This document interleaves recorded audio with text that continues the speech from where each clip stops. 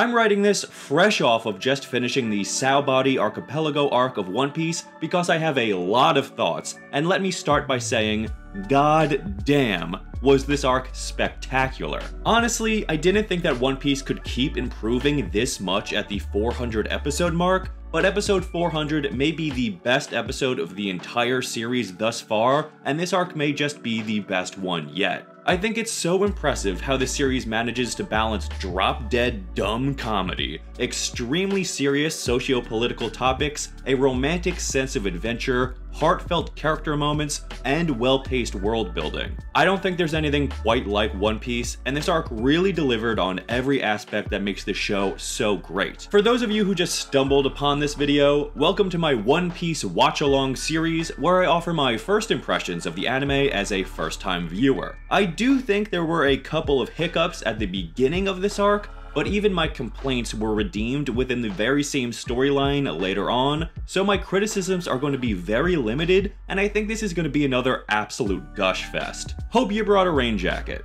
So in this video, I'm going to be discussing what I liked, what I loved, and I want to go into detail about the character motivations that are deeply fleshed out in this arc, especially for Luffy, and I really want to dig into the details we learn about Gold Roger, so, naturally, get the hell out of here if you don't want spoilers. If you spoil this for yourself and you plan on watching this show, I'll never forgive you.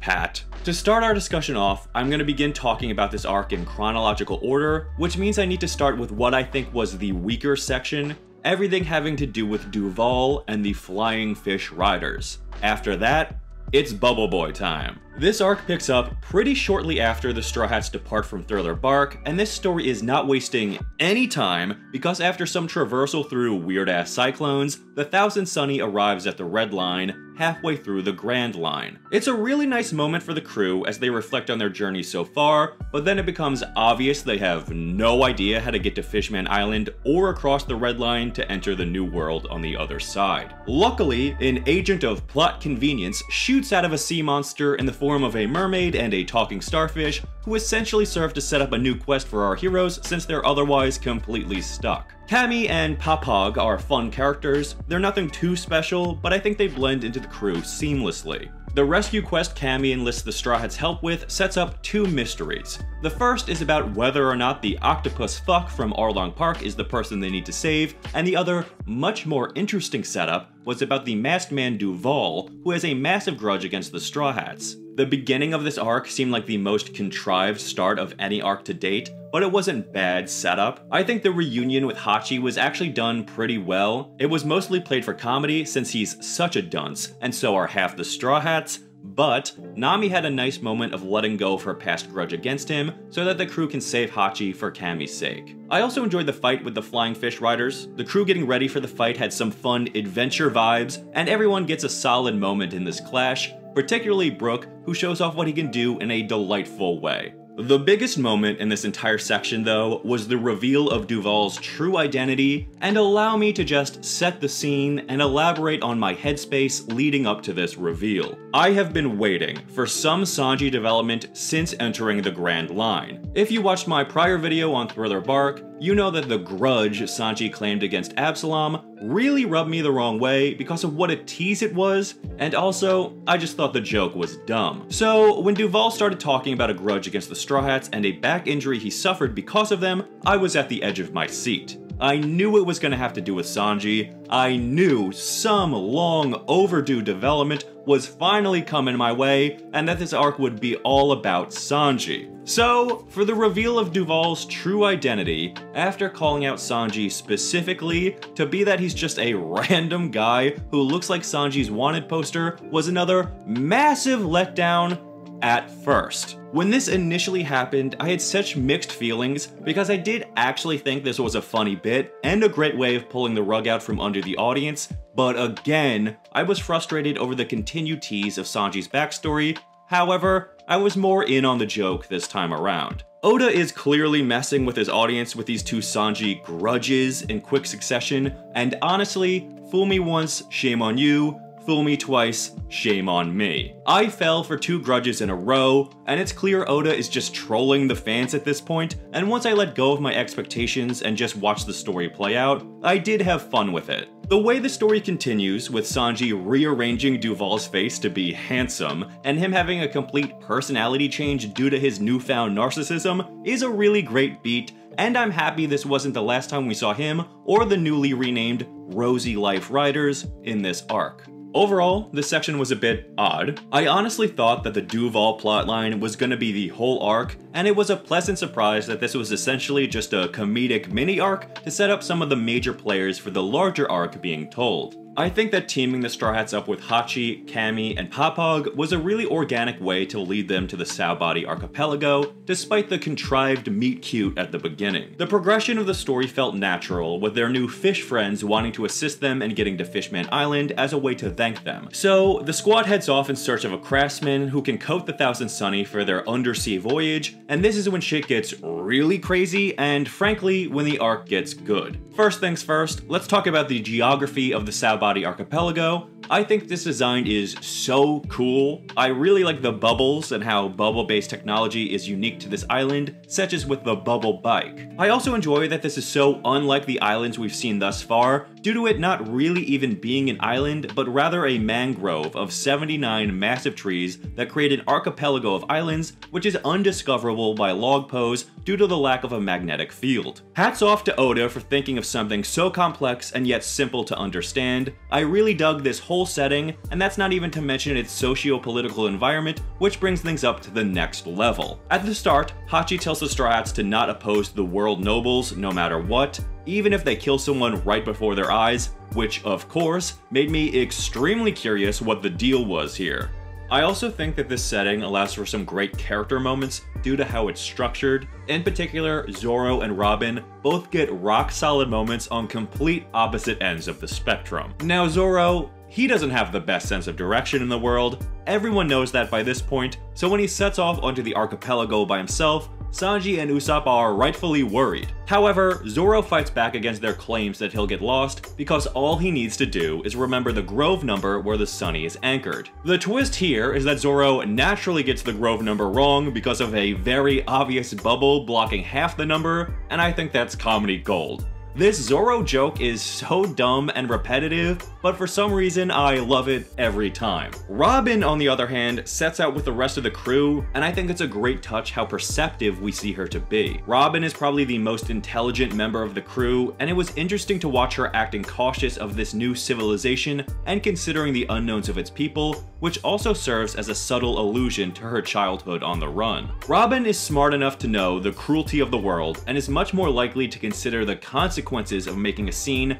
than Luffy is, but she also isn't so bold as to outright say anything too soon and risk a domino effect by worrying anyone else. I think she's written perfectly as a gentle hand guiding Luffy in the right direction, and a tense environment such as this one is the perfect showcase for that side of her. Now, let's talk about these motherfucking celestial dragons. These guys, all of them, but this one in particular, are the most disgusting villains in this series so far. What wretched, horrible human beings we witness them to be over and over, but even within our introduction to them, with the establishment of a dark slavery plotline, coupled with this elite helmet-wearing Uber class, I already despised them. The reason I think they are so downright hateable is because this story felt like it really matured with their introduction, like One Piece was finally ready to dive headfirst into some extreme subject matter regarding class and power that I wasn't expecting, to be honest, and especially not with so much all at once,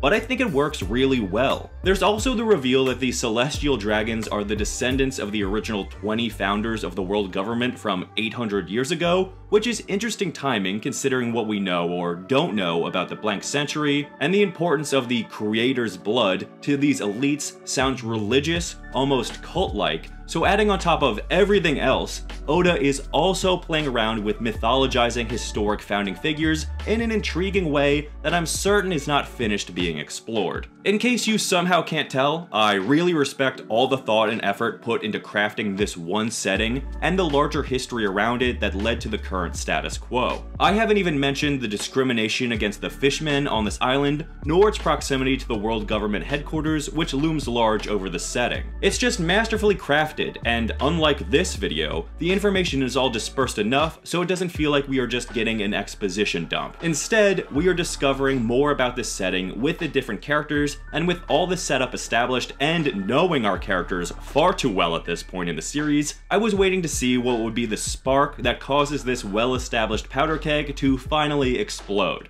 After only a few episodes into the arrival at Sabaody, I was already the most excited to see what happened next since the beginning of Water 7. With all that gushing out of my system, now I'll actually start talking about the plot again. Everyone split up to go find the coding craftsman that Hachi is looking for, and naturally, this results in a visit to an amusement park, which looks dope as hell. But unfortunately, this crew just can't have nice things, and Cammy is kidnapped. This is when the slavery plotline really kicks off. It had been alluded to with Duval and the Flying Fish Riders, but this is when it actually becomes important, and the reality of this inhumane enterprise is put front and center for the characters and the viewer. We see Cammy is taken to an auction house where she is abused by some of the guards there, but then one imprisoned old man mysteriously incapacitates one of her abusers. Who is this guy? Well, turns out it's the former first mate of the Roger Pirates, Silver's Raleigh, and he's the coding craftsman the crew has been looking for. This old dude took that chump out with some weird energy, just like we saw Shanks doing when he went to meet with Whitebeard in the post-Annie's Lobby arc, and all I can say is, ah!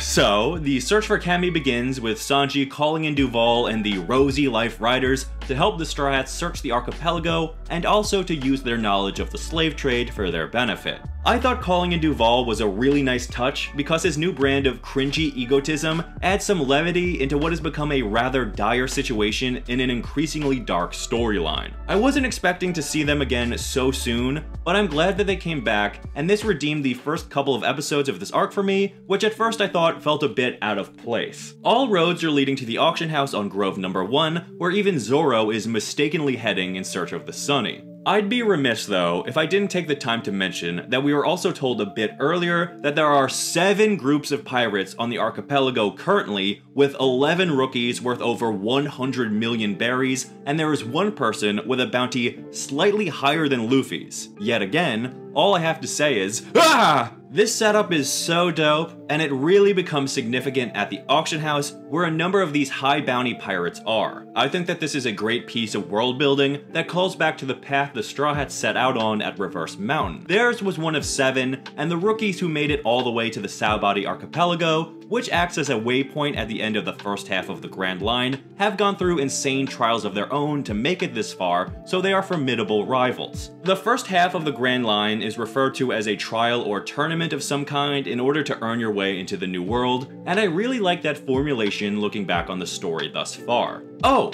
Also, before we get to the auction house, Oda just had to drop a little tidbit into the story that Ace is getting a public execution and Whitebeard will take it as an act of war. Something horrible is gonna happen, there's just no way it can't.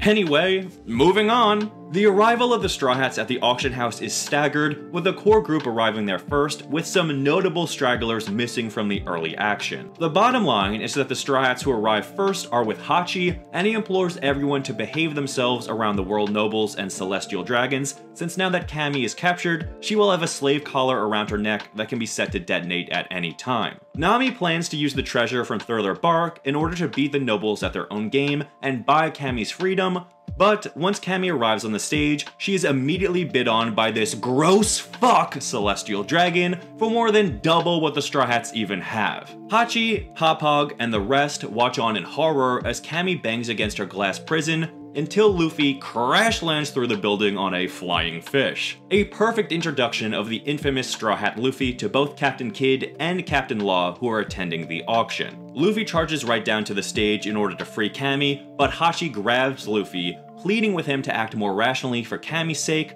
but he ends up exposing his other 4 octopus arms, and that's what clues in the geniuses around the room that this guy isn't a human. Hachi is then shot by this fucking gross piece of shit, And it's actually a really sad moment for a character I honestly never expected to see again, let alone care about far more now than I ever did in his introduction. Hachi pleads with Luffy to keep his promise to not defy the celestial dragons, so, naturally, Luffy delivers a gloriously animated and deeply cathartic, rock-hard punch that sends Grosso Fuckley flying. And I loved it so much. Naturally, all hell breaks loose from here, with the Straw Hats brawling against all the auction guards, and I think this was a really fun sequence. Luffy wasn't the last Straw Hat to arrive, so during all this chaos, the full crew assembles and everyone gets a nice moment to shine. I believe it was episode 397 that encapsulated every character's personality really well. It's a testament to the excellent and consistent characterization and development for these characters, as well as just the sheer amount of time we've spent with them. From Usopp's entrance to Nami's manipulation of some guards, it all just feels so true to form and yet fresh. At this point in my watch through, these characters kind of feel iconic to me, almost as if I'm watching the Looney Tunes, but on a dramatic odyssey. I don't know, it's such a weird sensation, but I really love it. I'm pretty sure my analogy got jumbled up there, but I hope you know what I mean. Following a continuous influx of guards, and Robin providing some much-needed exposition on who Captain Trafalgar Law and Captain Eustace Kid are to Luffy, Silver's Raleigh arrives on the scene. He has broken free from his imprisonment and incapacitated one of the Celestial Dragons who was about to kill Cammy. I knew this guy was gonna be strong, but the display of power he shows next is out of control. He takes out dozens of henchmen all at once in a seemingly precise attack, while not doing anything at all. Just straight up takes them out with his mind, I guess, but he does no damage to any of the Straw Hats. He's so powerful, honestly, maybe too powerful. If Luffy is gonna learn from this guy, which I think this story may be setting up, then I can't imagine that Luffy would be anything less than a god with this kind of power under his control. Christ, I don't even know how someone can fight back against this Akai power. Things ramp up even more with the three rookie captains, Luffy, Kid, and Law, going out to face the navy surrounding the auction house together. I thought that this fight was an awesome way to establish the relationship between these rival captains without automatically making each one a full-blown evil antagonist. Kid seems to have some cruelty in him, so I can see him being a threat later on, but Law has some kind of weird, laid-back vibe that I can't get a read on. I also like how the story doesn't even take the time to explain what either of their powers are due to the current situation, and it's up to the viewer to speculate. Kid, I guess, can manipulate metal, similar to one Magneto, but Law's powers are really confusing, and I have no clue what he's doing. Following the fight, I believe that the victorious shot of the three captains after their big finishers is a perfect encapsulation of Luffy's relationship to the other two. They have their cool, stoic poses, while Luffy is shrunk down to his mini-self, following his use of third gear. Before they and their respective pirate crews head their separate ways to escape the incoming Navy onslaught, the captains all share a nice moment. Well, about as nice a moment as rival pirate captains can share after one of them threatens to show the other no mercy the next time they meet. Luffy tells Kid and Law that he is going to find the One Piece, and the considerate pause they both share speaks volumes. Kid goes on to say that whenever he mentioned the One Piece on his journey, he was ridiculed, but now what lies ahead in the new world is a sea of death for those who don't have the guts to mention the One Piece. I thought that was a great bit, showing that these captains are kindred spirits, each of them knowing they are going to find the One Piece and become king of the pirates. I'm very interested to see how these relationships play out in the future. Luffy has never really had established rivals that aren't outright evil or at least antagonists before, so there's a lot of new storytelling potential with these captains and the other four crews also fleeing the Navy. The Straw Hats escape the auction house with the help of the Rosy Life Riders alongside their new Fishmen allies as well as Silver's Raleigh, and this is the part of the arc that left me the most emotional and frankly satisfied with the excellent writing.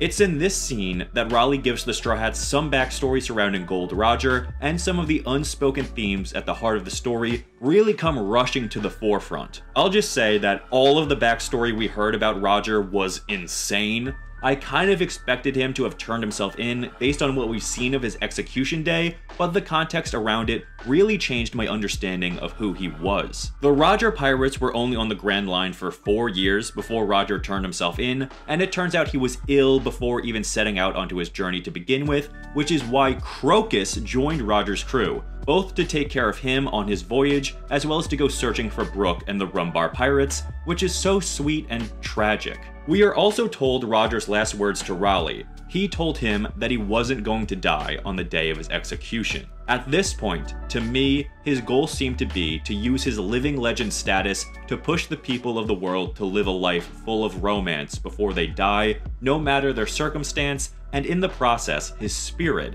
the spirit of adventure, would inspire others like Luffy and live on forever. The reveal about Roger's pre-existing illness was an important detail that really recontextualized everything and solidified one of the core themes of this story to me. One Piece is about living your life to the fullest and taking advantage of all the experiences life has to offer while you can, no matter what little time you have left. And all of that just comes in the first half of episode 400. The back half is when things get real emotional. God damn, does episode 400 just hit. The whole episode gave me more answers than I ever imagined in a really incredible way, while enforcing the motivations of the crew, and more specifically, the motivations of Robin and Luffy, so well. Robin asks Raleigh about the blank century, and he claims to know what happened and tells Robin if she continues her journey, she will come to her own conclusions, or he could tell her his view on things. Robin chooses to not interrogate the matter any further, which I actually appreciated. I want to figure things out with Robin. I don't want some old guy we just met to dump it all on us, and who knows, maybe he doesn't even have the full picture, and what he reveals to Robin could skew her own conclusions later on. Following this, Usopp has a big question of his own. He runs up to Raleigh and nearly asks about the One Piece before he is shouted down by Luffy in a really emotional line reading that gave me goosebumps.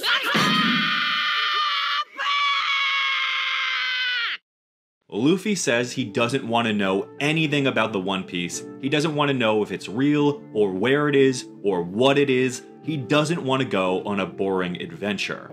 I loved that. It was a pretty meta commentary, and I never thought this story would go there, and for Luffy to articulate it so passionately was really powerful. This is perhaps the best dialogue he's had in the whole series because it actually reveals a lot about what's driving him. Raleigh then asks Luffy if he's ready to rule as king of the pirates, and Luffy responds by saying he isn't gonna rule anything. The king of the pirates is the freest person on the sea. I thought that was wonderful, straight up cathartic, and another perfect articulation much earlier in the series than I expected. God damn, episode 400, man! Episode 400! I take notes while watching the show for these videos, and I'm just gonna read you the note I wrote down after watching this episode, so you can get a good sense of where my head was at. It's a bit cringy, but so am I, so that's about right. It almost makes my heart hurt how emotionally open and honest this story is, with core emotions that typically go unspoken the older you grow. Something about Luffy's shout and the raw emotion on display with his desire to be free, the most free man on the sea, really spoke to me, and I don't know if it's something I'll ever forget. Now let's move into some weird-ass anime action before I get too sappy. The entire final section of this arc is one giant clusterfuck after another with explosions out the wazoo, and now I'm gonna play them as a palate cleanser.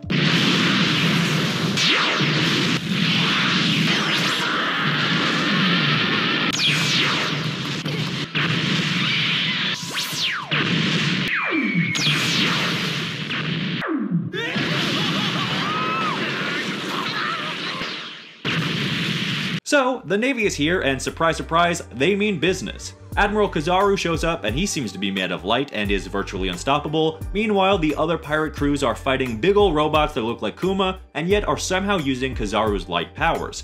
I don't know. It gets confusing, but in a chaotic and uninformed way where we are in the main character's shoes and thus shouldn't know any better, and this viewpoint actually plays into the big dramatic ending of this arc, which I'll get into in a moment. First, I'd like to say that I thought it was really cool seeing the other pirate crew's various battles to try and get off the archipelago. The powers of the rookies with bounties over 100 million berries were fun, and I'm pretty curious about some of the guys who got less screen time than Kid and Law. Drake in particular fascinated me due to his history with the Navy, and also, he's got like a musketeer thing going on, which I thought was pretty fun. Apo had some funky fresh powers, where his whole body seems to be an instrument, but perhaps my favorite display of power came from Capone Beige, who had an army of mafiosos with cannons and horses stored in his body. I have no idea what his power could possibly be, but it was a crazy sight to behold. Now, let's get to the fight that wraps everything up. So, the Straw Hats are having some serious trouble battling one of these Kuma lookalike robots known as pacifistas, but eventually they are able to take it down, only for their problems to get at least 3 times as bad with the arrival of Sentomaru, the nephew of Admiral Kizaru and the most tight-lipped man on the sea, with another fresh Kuma pacifista. At this point, everyone is already exhausted, and Zoro was already really struggling against the first pacifista due to his lingering injuries from Thriller Bark. This is when Luffy decides it's time for everyone to split up and run. When Luffy's only choice of action is to flee, you know things have gotten serious. The crew splits into 3 groups, and each is stopped by one of the foes, with Admiral Kizaru arriving in time to attack Zoro's group. Zoro is immobilized, and no one can do anything to Kizaru as he gears up to deliver a fatal attack on Zoro, but Raleigh arrives and is somehow able to make physical contact with the Admiral to hold him off so Zoro's crew can escape. This dude is mega powerful. This isn't enough to hold off the onslaught of the pacifista as it sets its sight on Zoro, and in the chaos of near certain death, the crew begins to unravel. Sanji does his best to protect those that he can, while Chopper takes his rumble balls and once again turns into his huge, uncontrollable monster form. Even then, all hope seems lost, and the arrival of the real Kuma on the scene complicates matters. He stops his own pacifista, seemingly going against the desires of Kizaru and Sentomaru, and then he asks Zoro the same question he asked Perona back in Thriller Bark before he disappeared her. Then he uses his paw powers to disappear Zoro, and everyone begins to crumble. Sentomaru tells Luffy that Kuma's powers are rumored to send the victim flying for 3 days, but the destination is unknown. So obviously these characters are not dying, and we get a hint that Kuma may be actually saving the crew with his brief conversation with Raleigh, but that is something only the viewer understands, and from this point on, the story largely focuses on Luffy's POV as he watches his crew, his friends, his family, all get picked off one by one. The terror in Robin's eyes as she screams for Luffy's help right before she is disappeared is bone-chilling. The sight of his whole crew, presumably killed or at least imprisoned, causes Luffy to snap in an extremely vulnerable way. He beats himself up, bashing his head against the ground, squirming and crying at his inability to save a single person. It feels raw, a tantrum in the face of an insurmountable enemy who has decimated the dreams of those he cares about most. Then, Kuma reaches out, disappears Luffy, and the arc ends. Once again, I'll read to you my notes so you can get a sense of how I was feeling at this ending. My final note reads, "Dude, what the fuck? Where is everyone going? Are they gonna be together? What the fuck is Kuma's deal? He's betraying the government to help? Why? He said he's never gonna see Luffy again. Did he just sacrifice himself? Why? Ah! Such a good fucking arc! And that's the inglorious ending of the Straw Hats story in this glorious arc. What a roller coaster this one was. Starting with Duval's dumb face and ending with the final day of the Straw Hats with a ton, and I mean a ton, of gems in between. From the other rookie pirate crews, to the information we get about Gold Roger, and down to the verbalization of Luffy's mindset and motivation, I think everything was handled excellently in this story. It's hard to compare this one to the others that came before, because it very much ends requiring an immediate follow-up in order to contextualize the drama. At the time of writing this, I have not seen the next arc, Amazon Lily, so I have no idea what the hell is going on, but I will be covering that arc in 2 weeks, so I'll pour out all my thoughts to you then. Bottom line though, this was one hell of a story, and I've never been more excited to see what happens next. There are a lot of loose threads set up that I'm eager to follow until the end, but that's the end of this video. If you enjoyed it, leaving a like and even sharing the video would really help me out. These videos take a lot of time to make, and sometimes the algorithm is a tricky minx to understand, so your support is greatly appreciated. I already plugged the next video, so I'll just say thank you so much for watching this one. If you've made it this far, you're a loon, and I love you. I hope to see you in the next video, but until then, I'll shut up.